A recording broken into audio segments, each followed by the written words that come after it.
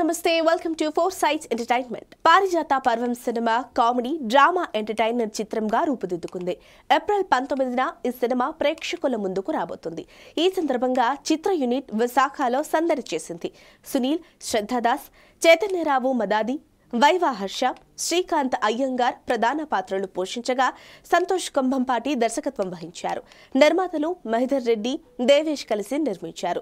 అందమైన ఓ అమ్మాయి ఎదుర్కొంటున్న సవాళ్లకు అనుగుణంగా ఈ చిత్రం నిర్మించామని అంటున్న పారిజాత పర్వం నటులతో మా వైజాగ్ ప్రతినిధి చందు ఫేస్ టు ఫేస్.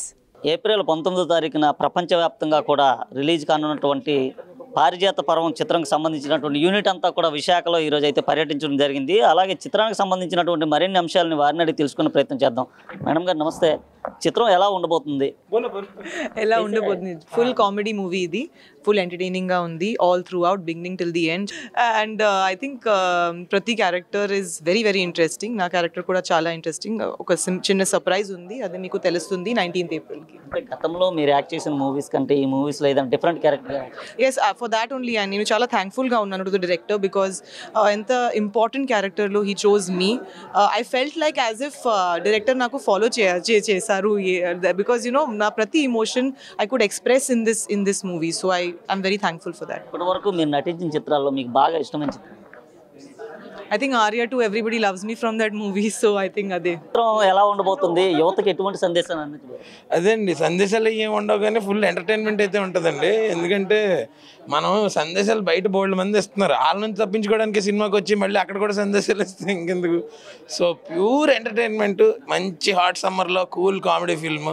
మన ఫ్యామిలీస్ తోటి ఆల్ ఏజ్ గ్రూప్స్ వెళ్ళి సరదాగా మనం ఒకప్పుడు చూసేవాళ్ళం కదా సినిమాలు, అలా మంచిగా ఫుల్ ఎంటర్టైన్మెంట్ తోటి ఉంటాయి అన్నమాట. భర్త గారు ఎక్కువగా కామెడీ చిత్రాలు నటిస్తారు, ఇది క్రైమ్ కిల్లర్ స్టోరీ అంటూ కూడా చెప్తున్నారు. ఎలా ఉండబోతుంది అంటారు? అదే అండి, ఇప్పుడు డెఫినెట్గా మనం డిఫరెంట్ జానర్స్ ట్రై చేయాల్సిన బాధ్యత మనకే ఉంది కాబట్టి అలాంటి ఒక ప్రయత్నం ఇది. సార్ మీరు చెప్పండి, చిత్రం ఎలా ఉండబోతుంది? ప్రేక్షకులు ఎలా 3 గంటల పాటు ఎటువంటి ఎంజాయ్ చేయబోతున్నారు? 2 గంటలే అండి, 2 గంటలు.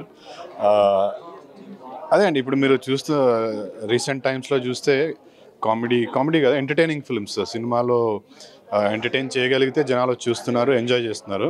సో ఈ మన సినిమా కూడా ఫుల్ ఆన్ ఎంటర్టైన్మెంట్ ఉంటుంది ఫస్ట్ నుంచి లాస్ట్ వరకు. హ్యాపీగా థియేటర్కి వచ్చి 2 గంటలు నవ్వుకొని, ఎక్కువ స్ట్రెస్ లేకుండా సరదాగా నవ్వుకొని ఆ ట్విస్ట్, ఆ కామెడీని ఎంజాయ్ చేస్తూ, ఆ మూవీ అంటే ఆ కిడ్నాప్లో జరిగే కన్ఫ్యూజన్ ఎంజాయ్ చేస్తూ బాగుంటుంది. అంటే cinema it's going to be real. చాలా రోజుల తర్వాత ఒక మంచి సినిమా చూసిన ఫీలింగ్ అయితే ఉంటుంది. వరల్డ్ వైడ్గా కూడా ఏప్రిల్ 19వ తారీఖున రిలీజ్ చేయనున్నారా, లేదంటే లేదండి, ప్రపంచవ్యాప్తంగా ఏప్రిల్ 19వ తారీఖున రిలీజ్ అవుతుందండి.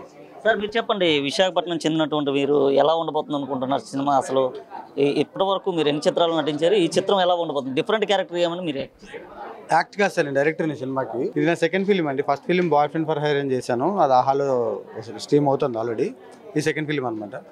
సో ఇది వచ్చి crime comedy film sir. So డెఫినెట్గా అంటే కామెడీ మూవీస్ ఎప్పుడు బోర్ కొట్టవు, కామెడీ ఎప్పుడు బోర్ కొట్టదు మనకి.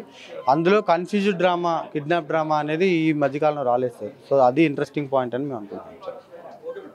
రైట్, 2 గంటల పాటు కూడా ప్రేక్షకులు సినిమాకి వెళ్ళి పూర్తిగా ఎంజాయ్ చేస్తారంటూ కూడా చిత్రకు సంబంధించినటువంటి యూనిట్ సభ్యులు అయితే చెప్తున్న పరిస్థితి.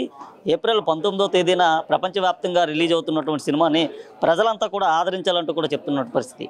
వీడియో జర్నలిస్ట్ ఉదయ్తో Chandu, 4 Side TV, Visakhapatnam. Please subscribe to 4 Sides.